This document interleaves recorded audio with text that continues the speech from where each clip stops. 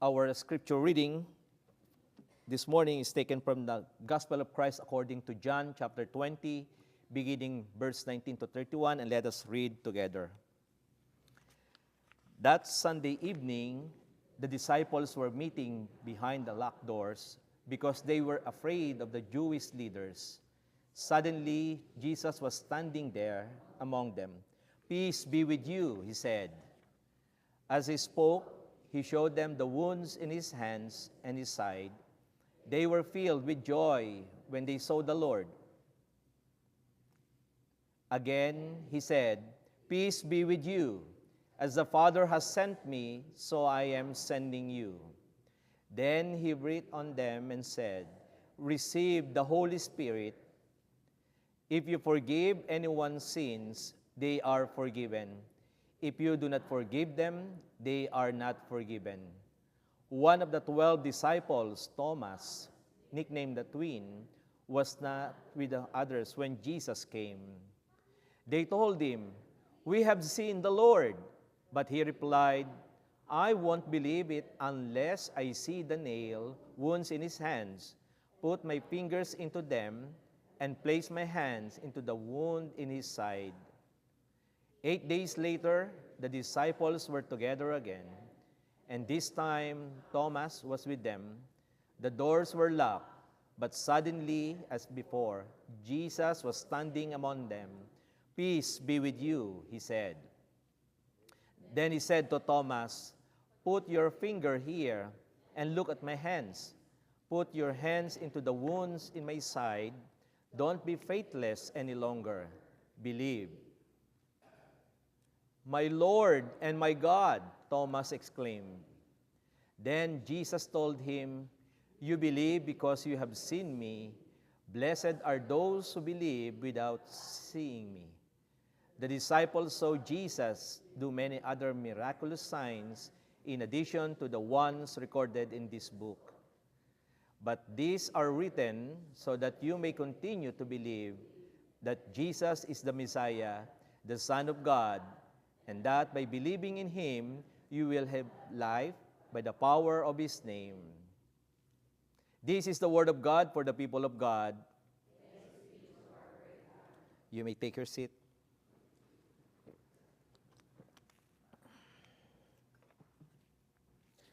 Good morning again, beloved people of God. As we gather in this second Sunday of Easter, we are reminded of the profound truths that emerge from the resurrection of our Lord and Savior Jesus Christ. Today, we delve in the theme, belonging even in doubt. Inspired the passage from John chapter 20, verse 19 to 31. This scripture reveals a powerful message about faith, community, and the grace that binds us together even in our moments of uncertainty. In the Gospel of John, this is the reality of doubt. John chapter 20, beginning verse 19 to 31, we enter a room filled not with strong faith, but with fear. The disciples are hiding behind the locked doors. They are not celebrating or sharing the good news. They are all afraid. Their world has collapsed. The one they trusted is gone. Their hopes shattered, and now uncertainty fills the room. And right there, inside that fear and confusion, doubt begins to grow in their hearts. It is easy to single out Thomas and call him the doubter. But if we are honest, Thomas is simply saying out loud what the others are feeling inside. During that time, unless I see, I will not believe. That is not rebellion or rejection. It is a hurt heart looking for something real. And here is a truth we often forget. Doubt is not the opposite of faith. It is often where faith starts to grow stronger. Real faith is not built on a perfect certainty, but on the balance between questions and trust. Each of us had times like that, times when prayer seems unanswered, when God felt far away, when believing was hard. Doubt is not unusual in the Christian life. It is part of being human. And notice this, Thomas did not leave. Thomas stayed. And the community welcomed him. That means something is important. Something important. Friends, we can struggle and still belong. You can struggle and still belong. You can question and still be part of the story. Let me share a story. There was a young woman named Sarah. She grew up in a church. She knew the songs. She believed the promises. But then tragedy struck her family, and suddenly, everything she believed felt shaken. She began to ask questions she had never asked before. Is God really good? Is He really there? And in her pain, she felt something even heavier. She felt alone. She thought, maybe I'm the only one who feels this way. So she kept her doubts quiet. She showed up, but she hid inside. Until one day, she joined a small group, and for the first time, people began to speak honestly. Not polished answers, not perfect faith, but real stories. Stories of struggle, stories of questions, stories of seasons where God felt silent. And something shifted in her heart. She realized she was not alone. And in that moment of shared honesty, something beautiful happened. Her faith didn't disappear. It came back to life, not as a shallow certainty, but as a deeper, stronger, more honest faith. And in that moment, because she discovered this,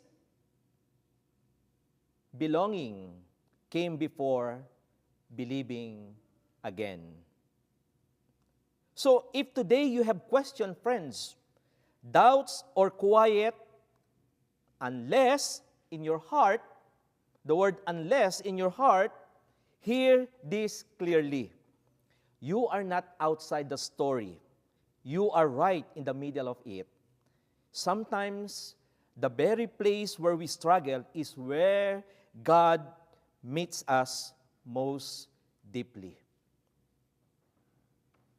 In John chapter 20, verse 19, because of this, Jesus meets Thomas, and Jesus meets us in our doubt.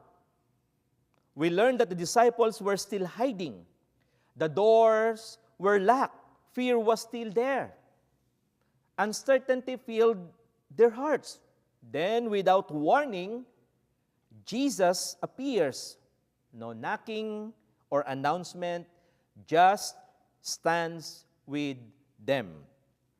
And his first words are not correction, not disappointment, not rebuke, but this is his word. Peace be with you. Can you say that to the person beside you? Peace be with you. Think about that, friends. These are disciples who ran, who hid, who doubted. And yet, Jesus does not begin with their failure. He begins with peace Because that is the heart of Jesus. That is the heart of our Savior. He meets us not after, but in. Jesus did not wait for the disciples to be brave. He did not wait for their faith to be strong. He did not wait for them to be perfect. He came while they were still afraid, struggling. That changes everything. Friends, it means God does not meet us after doubt, but right in the middle of it. Right there, in the questions, in the confusions, in the silence, in the struggle. That is where Jesus stands, the wounds and the welcome. Then Jesus does something amazing in this story. He shows them his hands and his sides. The wounds are still there. Why? Because he is not hiding his pain, but using it to strengthen their faith. The marks of suffering become fruit of love. In that moment, friends, the disciple realized this is not a distant Savior. This is a Savior who understands. Many of us think, if I doubt, maybe I'm far from God. If I question, maybe I don't belong. If I struggle, maybe I'm falling in faith. But this story tells us the opposite. When we doubt, we are not pushed away. We are pursued. Jesus comes to us, not with condemnation, but with presence. Not with pressure, but with His peace. Friends, here is the invitation for all of us. Let us bring our doubts open. Bring your fears to Him. Bring your honest questions to Jesus. You don't have to pretend or put on a show. You don't have to hide behind locked doors. Jesus is not afraid of your doubt. He walks right into it and says, "Peace be with you." Peace be with you. Beloved in Christ, your doubt does not disqualify you. It invites you to grow deeper. To grow deeper. So even when your faith feels weak, even when your heart feels uncertain, remember this: Jesus is already in the room. And His presence is not based on your certainty. It is based on His love. And that means you still belong. The story of Thomas is not just about one man's doubt. It is also about the community around him. Thomas asked questions. Thomas struggled. Thomas needed proof. But he did not leave. He stayed with his disciples, and the disciples made room for him. Friends, that matters, because faith is not meant to be lived alone. In our gospel this morning, in John 20, verse 29, after meeting Thomas, Jesus says, "Blessed are those who have not seen and yet have believed." That blessing, friends, is not just for the disciples.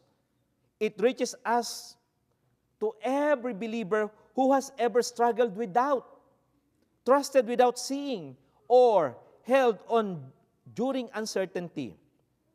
Friends, we belong together. We belong together. But notice this, Thomas did not come to faith alone. He met Christ with the community around him. And this reminds us of something important. Belonging is not just being there. It is being connected to each other. Not just sitting in the same room, but walking together through faith and doubt.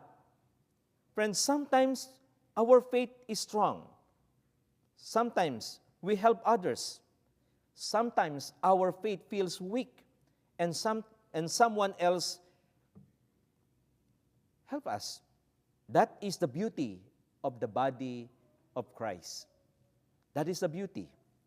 In our tradition as a Methodist, we talk about connection. We believe we are better together through small groups, worship, service, and honest talks. These are not just activities.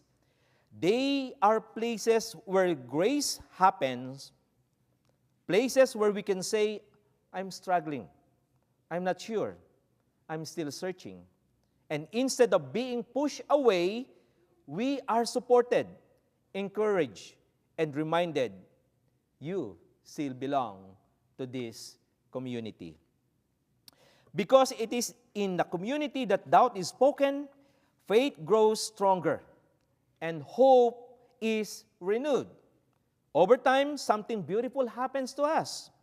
We see that faith is not just personal, but shared to others. We grow not just by believing, but by belonging in a community of faith. We don't just believe together, we belong together. We belong together. So when you feel unsure, when your questions come up, when faith feels weak, don't isolate yourself. Stay connected. Don't leave this church because you are still part and you are belong to this church. Because somewhere in this community, someone will sit with you, pray with you, and walk with you until you see clearly again. On that journey, friends, you will discover you will never be alone. Friends, as we talk about Thomas, we remember something very important. Being real matters in our faith. This is a call for authenticity. Thomas did not pretend or hide behind polite answers. He was honest about his feelings. Because of that honesty, he met Christ in a deeper way. And this is the same. The same is true for us. It's okay to say, I'm struggling. I'm not sure. I have questions. Friends, faith was never meant to be a show. It was never meant to be a mask we wear on Sundays. God is not looking for perfect words. He is looking for honest hearts. When we choose to be real, something powerful happens. We allow others to be real too. When one person is honest, it breaks the silence. When one person is open, it opens the door. And suddenly, faith is not about pretending about growing together, but about growing together. I say it again, faith is not about pretending, but about growing together. In the epistles to the Romans chapter 12, verse 15, Paul writes these words, rejoice with those who rejoice, mourn with those who mourn. That is more than a nice verse. It is a call to shared life, to walk with one another, not just in strength, but in struggle. Not just in celebration, but in sorrow. We live in a world that values certainty, a world that says, have it all together. Don't show weakness. Don't ask too many questions. But friends, the church is meant to be different. The church is a place where questions are welcome, doubts are spoken, struggles are shared, and grace meets us in all of it. When we share our doubts, we don't weaken the community. We make it stronger. Vulnerability builds trust, and trust creates a deeper connection. In that space, we see God more clearly. Not just in the answers, but in His presence. Not just in certainty, but in grace. Friends, real faith starts where pretending stops. So let us be honest people, honest with God, honestly with each other, honestly with ourselves. When we bring our true selves into the open, we don't lose our sense of belonging. We find it. As I conclude this message, let us remember that belonging is not based upon all the answers. Jesus invites us into a relationship with Him where we can lay our doubts at His feet and experience His peace. He meets us in our uncertainty, and He calls us to be a community that embraces one another, doubts and all. So my dear beloved brothers and sisters in Christ, this Easter season, let us celebrate our belonging to Christ even in our moment of doubt. Let us support one another, share our authentic selves, and grow together in faith. May we be a church that welcomes those who believe, those who doubt, and those who are searching. For in Christ, we are all part of His family, and there is always a place for us at His table. In the name of the Father, and of the Son, and of the Holy Spirit, Amen and Amen.